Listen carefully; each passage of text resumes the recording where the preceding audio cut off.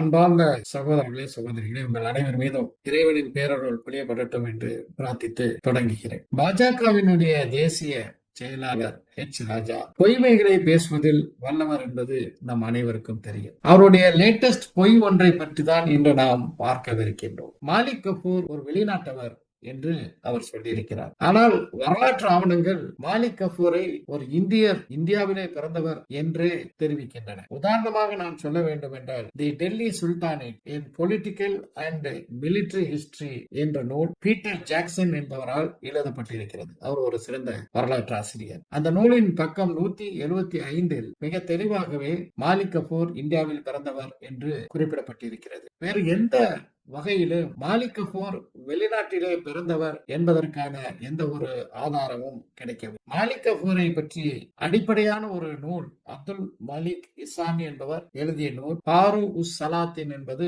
அந்த நூலினுடைய தலைப்பு. அந்த நூலிலும் மாலிக் கஃபூர் இந்தியாவிலே பிறந்தவர் என்பது தெல்ல தெளிவாக எடுத்துரைக்கப்பட்டிருக்கிறது. பேராசிரியர் ராஜா முகமது அவர்கள் மாலிக் கஃபூரை பற்றி ஒரு விரிவான நூலை தமிழில் எழுதியிருக்கிறார். அந்த நூலிலும் அவர் ஒரு இந்தியர் என்பதை தெளிவாக ஆதாரத்துடன் குறிப்பிட்டிருக்கிறார். அவர் மட்டுமல்ல, இன்று நம்முடன் வாழ்ந்து வரக்கூடிய மிக பெரும் வரலாற்று ஆசிரியர் ரமீலா தாப்பர் அவர்களும் மாலிக் கஃபூர் ஒரு இந்தியர் என்றே சொல்லி இருக்கிறார். ஆக ராஜா பொய்மையில தலைத்து இருக்கக்கூடியவர். மாலிக் கஃபூரை பற்றி அவர் சொன்ன பொய்யும் கூட அவருடைய அண்ட புழுகு மூட்டைகளில் ஒன்று என்பதை நாம் தெளிவாக தெரிய வேண்டும், உணர்த்த வேண்டும், தெரியப்படுத்த வேண்டும்.